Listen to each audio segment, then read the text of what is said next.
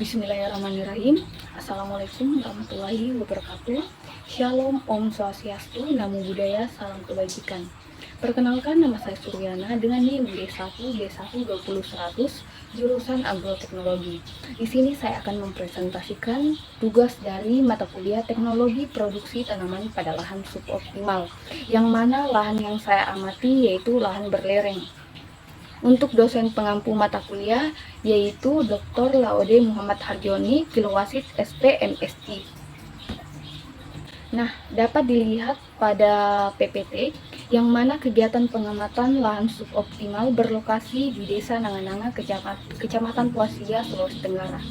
Lahan pertanian suboptimal mengacu pada lahan yang memiliki masalah atau keterbatasan tertentu yang membuatnya kurang cocok untuk pertanian. Nah, lahan suboptimal sendiri itu merupakan lahan yang mempunyai produktivitas yang rendah.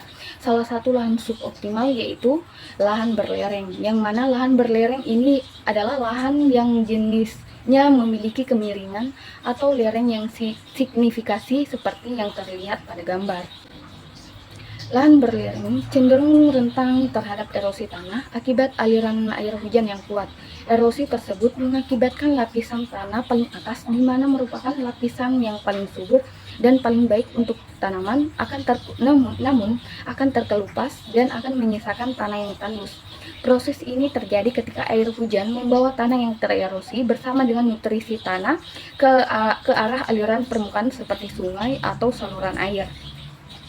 Nah, hal ini dapat mengakibatkan hilangnya unsur hara penting seperti nitrogen, fosfor, dan kalium yang seharusnya digunakan oleh tanaman untuk pertumbuhannya.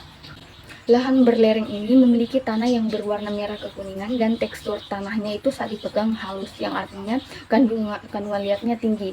Yang mana seperti yang kita ketahui di Sulawesi Tenggara ini didominasi dengan tanah ultisol. Sementara tanah ultisol itu cenderung kandungan liatnya tinggi dibandingkan pasir atau debu. Kandungan liat yang tinggi, struktur tanahnya memadat sehingga tidak baik untuk pertumbuhan tanaman, yang menyulitkan akar untuk menembus tanah dengan baik. Hal inilah yang akan mempengaruhi pertumbuhan tanaman. Maka diperlukan perbaikan melalui pendekatan dengan menggunakan pupuk kandang. Pupuk kandang ini merupakan sumber nutrisi organik yang sangat baik untuk tanaman. Pupuk kandang memiliki struktur yang remah-remah sehingga jika diaplikasikan ke tanah, maka dapat mengurangi kepadatan massa yang ada pada tanah. Lahan seperti ini memerlukan teknik pengelolaan khusus untuk mencegah erosi tanah dan masalah lingkungan lainnya.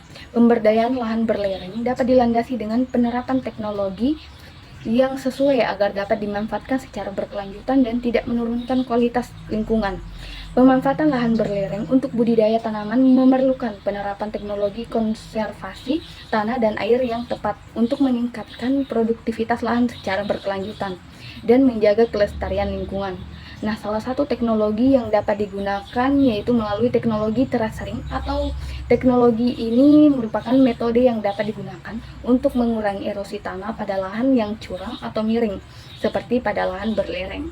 Metode ini melibatkan pembuatan teras atau tanggul bertingkat di lereng guna mengurangi panjang lereng dan menahan air, sehingga mengurangi aliran permukaan dan mencegah erosi.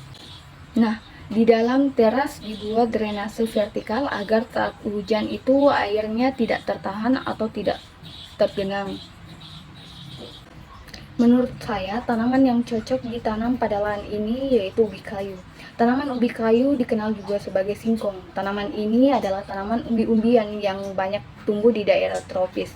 Ubi kayu memiliki umbi yang kaya akan karbohidrat dan dapat diolah menjadi berbagai produk makanan seperti tepung, keripik, tape, gorengan. Tanaman ubi kayu ini cenderung dapat tumbuh di berbagai jenis tanah. Itu tadi presentasi saya. Kurang lebihnya mohon dimaafkan. Saya tutup dengan ucapan wassalamualaikum warahmatullahi wabarakatuh dan terima kasih.